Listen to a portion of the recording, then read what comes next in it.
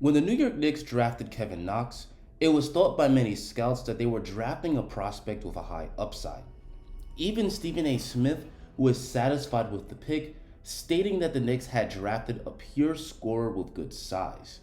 Many scouts saw Knox as a future All-Star, with him drawing comparisons to players like Paul George, Jason Tatum, and even Kevin Durant.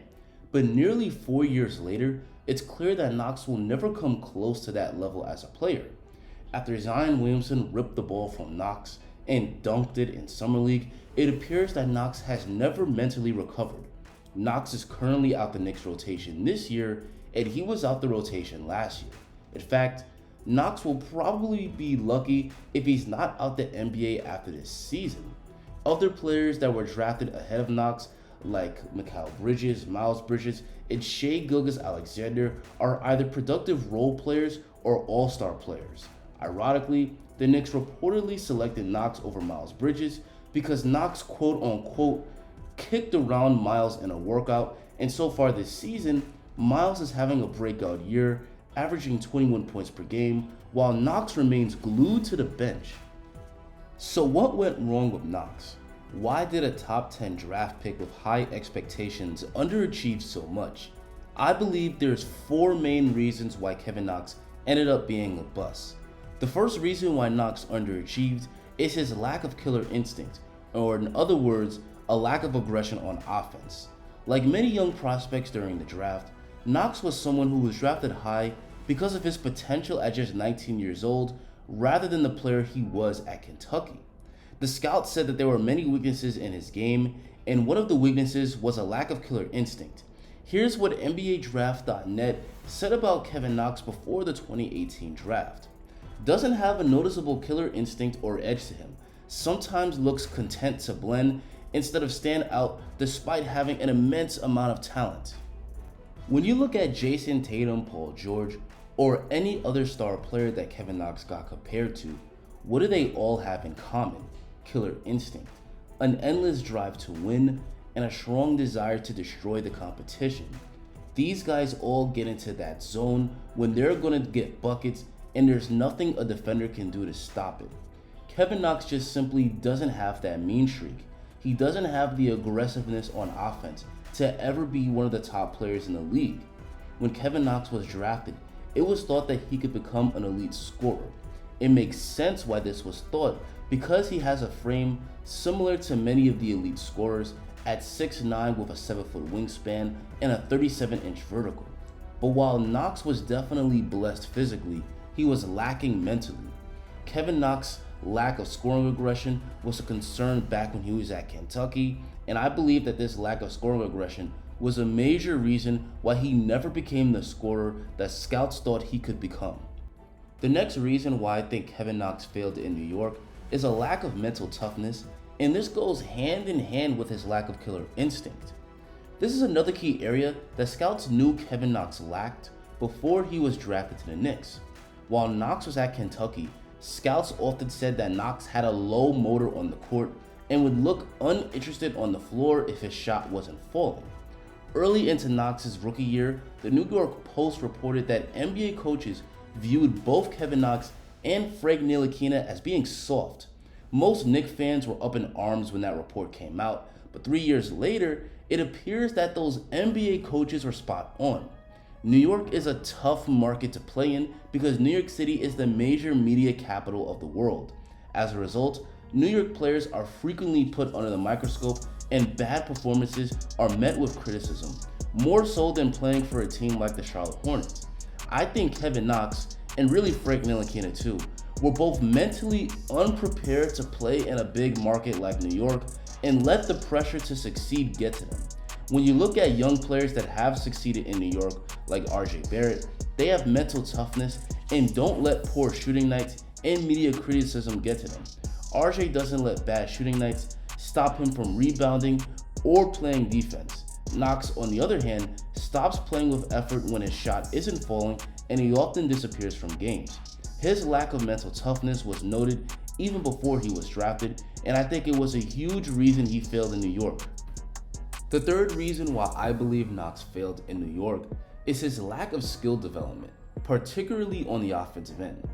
Knox was never expected to become an elite defender. He's got nice size, but with those humongous feet of his, it's nearly impossible for him to guard fast players. What's more concerning is his lack of growth on the offensive end. 4 years into his NBA career, the only above average skill that Knox has is shooting spot up threes. Last season, Knox shot 39% from 3. That's a nice percentage, but for a guy who was drafted 9th overall and drafted to become an elite scorer, the fact that he's only a good spot up shooter 4 years into his career is extremely disappointing. Now again, it was known back in Kentucky that Knox had a limited skill set. Back in Kentucky, he had a very weak handle and didn't have much shot creation skills. Moreover, Knox didn't have much passing skills as he looked to shoot the ball pretty much every time he got it. 4 years later, it seems like those areas of his game have not improved. Knox can only blow by defenders with straight line drives, and if he gets cut off, he has no counter move, so usually he picks up his dribble and just passes it out. He's extremely guardable, but this is an area of his game that should have improved over the years. I'm not Kevin's trainer, but based on the lack of growth, I'm gonna speculate that Knox doesn't have a strong work ethic. When he got drafted, Knox wore a goofy Fortnite suit. Maybe Knox was spending too much time playing Fortnite and not enough time working on his game. Who knows? But his lack of growth is probably indicative of a lack of work ethic, or at the very least, a poor training regimen. The last reason why I believe Kevin Knox failed in New York is that the Knicks are pretty bad at player development. The Knicks have easily been one of the most dysfunctional franchises over the past 20 years, and part of the problem is the lack of player development. They either give up on young players way too early in their career, or they don't do a good enough job of putting them in position to succeed. As an example of the former, the Knicks traded Trevor Ariza after just a couple of years on the team, and he went on to become a great role player that helped out several championship contenders. There's several examples of the latter.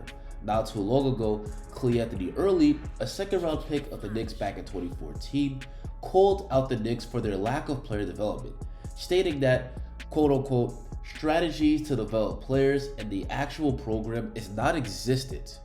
Based on what we've seen from the Knicks, or I should say, haven't seen from the Knicks, Clay Anthony is probably spot on. Organizations like the Spurs and the Raptors that are good at player development put a plan in place to help their prospects maximize their potential. It isn't enough to draft a guy, you have to have the infrastructure in place to help them develop their game. With how underwhelming Knox is, it's easy to forget that he actually showed flashes in his rookie year. In fact, Knox won the Rookie of the Month award in December after averaging 17 points and 6 boards a game. But the Knicks didn't do a good enough job of helping Knox to build off of that and grow as a player. They signed Marcus Morris the following summer, which caused Knox's minutes to drastically drop. And the Knicks also didn't do a good enough job of hiring the right player development staff to help Knox grow as a player.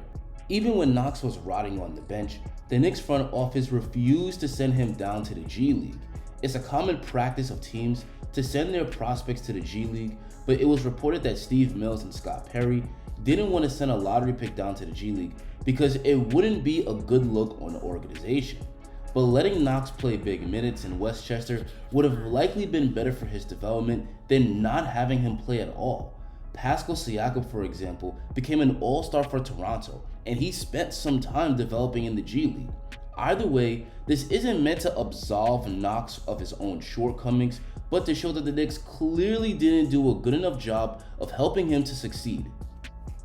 So there you have it, guys. Those are the primary reasons that Kevin Knox failed in New York. This goes to show that the Knicks need to do a better job of developing their young guys, which I think they have in recent years, but that they also shouldn't always overlook weaknesses because of perceived upside or an impressive workout. They also shouldn't be afraid to put a prospect in the G League if they're not getting playing time. But that's going to be it for me. Tell me in the comments if you agree with the video, and what do you think was the main reason that Kevin Knox didn't pan out with the Knicks? Make sure to like the video and subscribe if you enjoyed this and want to see more great content just like it. Thanks for watching and have a great rest of your day.